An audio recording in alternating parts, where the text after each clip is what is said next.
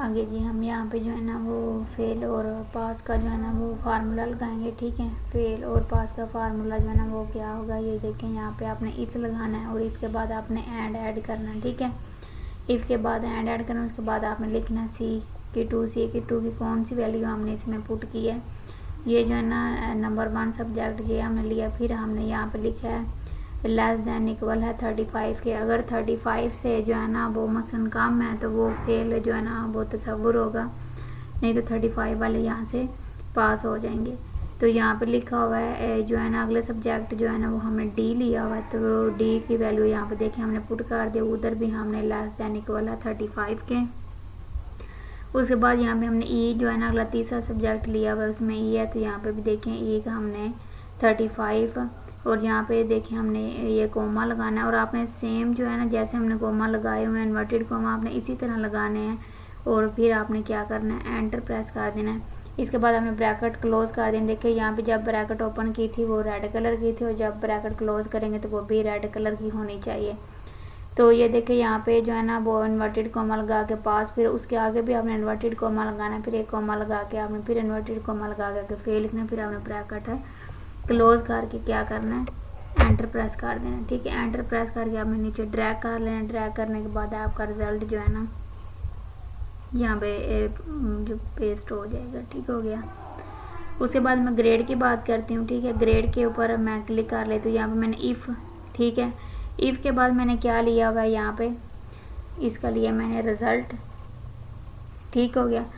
Result के बाद मैंने इक्वल लगा के यहाँ पे इन्वर्टेड कोमा लगा के फेल लिखा है और यहाँ पे फिर मैंने कोमा इन्वर्टेड कोमा लगा के फिर कोमा लगा के यहाँ पे इन्वर्टेड कोमा लगा के मैंने फेल लिख दिया।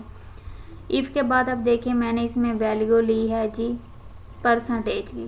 परसेंटेज जो है ना वो लेस देन में किया, इक्वल है 75 के कोमा। इसको हम जहाँ 75 वाले को कितने हमने मार्क्स दिए हैं A+। यहाँ पे मैंने इफ़ लिखा। इफ़ के बाद फिर मैंने जो है ये देखें सारा फार्मूला यही है, बस आपने उसमें ग्रेड और जो है ना वो काउंटिंग चेंज करनी है। ठीक है, उसके बाद मैंने लिखा इफ़, यहाँ पे फिर मैंने परसेंटेज ली लेस देन, ठीक है, वो सॉरी ग्रेटर देन इक्वल है 16 के जो है ना वो मैंने यहाँ पे कोमा ए ले लिया और यहाँ पे इक्वल है A की 2 के। फिर मैंने यहाँ पे परसेंटेज ले लिया, यहाँ फिर इक्वल 35 को और मैंने इसको B ग्रेड दे दिया। फिर मैंने इफ़ का साइन लगाया और यहाँ पे हमने K2 लिखा लेस देन इक्वल 35 के। तो फिर मैंने यहाँ पे कोमा लगा के C लिख दिया, 35 वाले को हमने C ग्रेड दे दिया। तो अब हमें जस्ट एंटर प्रेस करना है, तो ये फार्मूला आपका जो है ना इसके ऊपर अप्लाई हो जाएगा ग्रेड मालूम करने के लिए। तो ये देखिए मेरा डाटा जो है ना वो रो नंबर 30 के अंदर है। ठीक है, तो मैं यहाँ से इसको क्लिक करूँगी और यहाँ से मैं 30 के ऊपर क्लिक कर दूँगी और इसके बाद हम यहाँ पे कर देंगे इसको, तो मैं इसको उठा के ऊपर रख दूँगी, यहाँ पे मैं इसको ओके कर दूँगी। ठीक है, तो अच्छा जी, तो ये देखिए यहाँ पे मेरे सीरियल नंबर जो है ना वो पहले आ गए, बाकी डिपार्टमेंट लोकेशन नेम जो है ना वो आगे पीछे हो गए। तो आप इसको इस तरह से कर सकते हैं। उसके बाद जी अगर ये सारा जो टेबल है ना इसको हमने क्या करना है, इसको हमने यहाँ पे जो है ना वो इसके नीचे ऐड करना है, इसको हम रेज कर देते हैं। ठीक है, तो इस सारे को रेज कर, अब हम इसके अंदर जो है ना वो एक टेबल ऐड करेंगे। ठीक है, टेबल ऐड करने के लिए हम क्या करेंगे, F11 प्रेस करेंगे। ठीक है, F11 प्रेस करेंगे तो यहाँ पे F11 जो है ना वो प्रेस करने से देखेंगे उसकी स्लाइडिंग यहाँ पे काम हो रही है, बल्कि अपने F11 प्रेस करके वो ले रहे हैं। तो यहाँ पे हम इंसर्ट पे चले जाते हैं। ठीक है, इंसर्ट में जाने के बाद ये देखिए चार्ट की ऑप्शन आ रही है। चार्ट के ऑप्शन के अंदर मैं यहाँ पे इसके ऊपर क्लिक कर लेती हूँ। ठीक है, क्लिक करने से देखें ये डाटा जो है ना यहाँ पे इसने कलेक्ट कर लिया। तो मैं सारे डाटे को सिलेक्ट कर लेती हूँ पहले। ठीक है, यहाँ तक मैंने डाटा कर लिया सिलेक्ट और यहाँ पे हमने टेबल के ऊपर क्लिक किया तो ये हमें पूछ रहा है कि हमें हमने कौन सा टेबल जो है लेना है। तो हम यहाँ से ये वाला टेबल ले लेते हैं। ठीक है, ओके प्रेस कर देते हैं। तो देखें यहाँ पे नीचे टेबल जो है ना वो ड्रैग हो के हमारे पास आ गया। तो अगर यहाँ पे हम टेबल की बात करें तो टेबल के अंदर ये देखें सबसे ऊपर जो मार्क्स हैं वो 800 हैं। उसके बाद 700, 600, 500, 400, 300, 200 और 100 उसके बाद यहाँ पे सीरियल नंबर इसके बता रहा है, उसके बाद यहाँ पे स्टूडेंट नेम बता रहा है, यहाँ पे सब्जेक्ट 1, सब्जेक्ट 2, सब्जेक्ट 3 और उसके बाद टोटल की परसेंटेज देखें, मैक्स, मिनिमाइज। उसके बाद यहाँ पे देखें नीचे काउंट, एवरेज, परसेंटेज, ये सारी चीज़ें यहाँ पे वो 1/1 बता रहे हैं।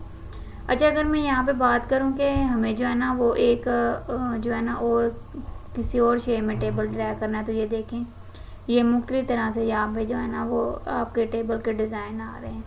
तो आपने जिसमें भी ड्रा करना हो आप यहाँ से वो ले सकते। जैसे मुझे ये वाला लेना है स्टाइल इसका, ठीक है, तो मैंने ये इसका स्टाइल ले लिया।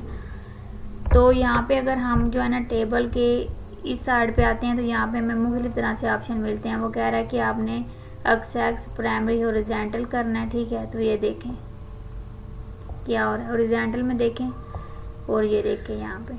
उसके बाद यहाँ पे आती हूँ मैं, यहाँ पे देखिए प्राइमरी, हॉरिजॉन्टल, ये थोड़ा नीचे से वो टाइटल वगैरह ऐड करके दे रहा है। अगर यहाँ मैं इस टाइटल की बात करूँ तो यहाँ मैं लिखना चाहती हूँ स्टूडेंट, तो आपने जस्ट फार्मूला बार में आके उसके अंदर टाइपिंग कर लेनी है। ठीक हो गया।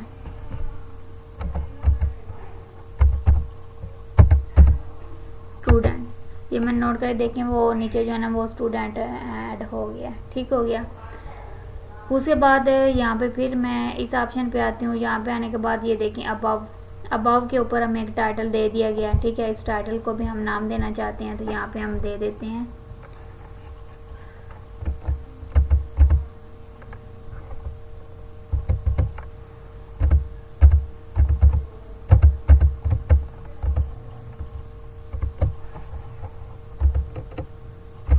ये लें जी। एंटर प्रेस करते ही वो जो डाटा ना आपके वो जो आपने राइटिंग लिखी होती है उसके अंदर फार्मूला बार में वो आपकी उसके अंदर टाइटल के अंदर ऐड हो जाती है।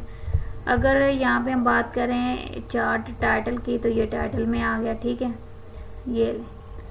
उसके बाद यहाँ पे नीचे आते हैं डाटा लिस्ट लेबल, ये लें, ये इसके ऊपर अब नंबर शो करवा रहा है तो वो इतना अच्छा नहीं लग रहा। तो यहाँ पे हम अगले ऑप्शन पे आते हैं। ये देखें विद कीज़।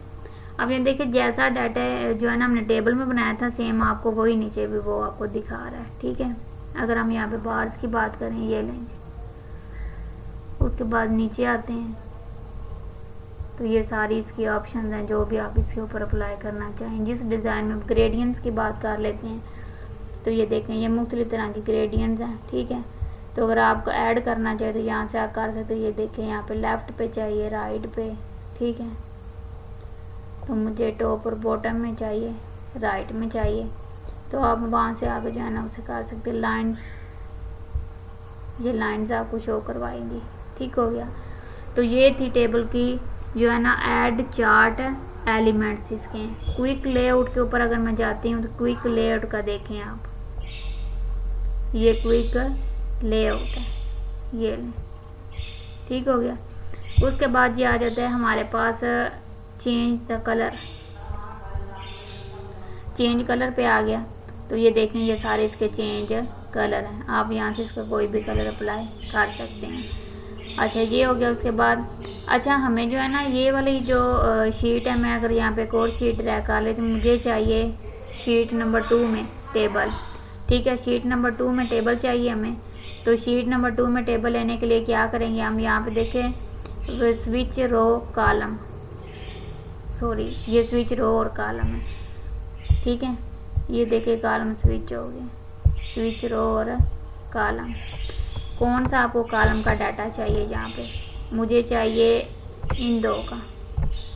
ठीक है, इन दो का यहाँ पे मैं डाटा एंटर करना चाहती हूँ। तो ये देखें स्विच रो, उसके बाद इंसर्ट पे टेबल। ठीक है, तो ये इसमें टेबल ऐड हो के आ जाएगा। डिज़ाइन आपको चाहिए। ठीक हो गया। तो इस तरह से भी आप इसके अंदर जो है ना वो डाटा ऐड कर सकते हैं। अच्छा, हम बात कर रहे थे कि मुझे शीट नंबर 2 में डाटा चाहिए। ठीक है, उसके लिए हम सेलेक्ट डाटा करेंगे। तो ये हो गया हमारा सिलेक्ट डाटा। यहाँ से मैं ओके प्रेस कर देती हूँ तो ये यहाँ पे देखें इसका डाटा जो है ना सिलेक्ट होकर इस शीट के ऊपर आ गया। इसको मैं जो है ना वो डिलीट करना चाहती हूँ तो यहाँ से मैं इसको डिलीट कट कर सकती हूँ। ठीक है, ये लें कट हो गया। तो यहाँ पे दोबारा इंसर्ट पे चले जाते हैं, इसको सिलेक्ट कर लेते हैं और यहाँ से हम कर लेते हैं इंसर्ट।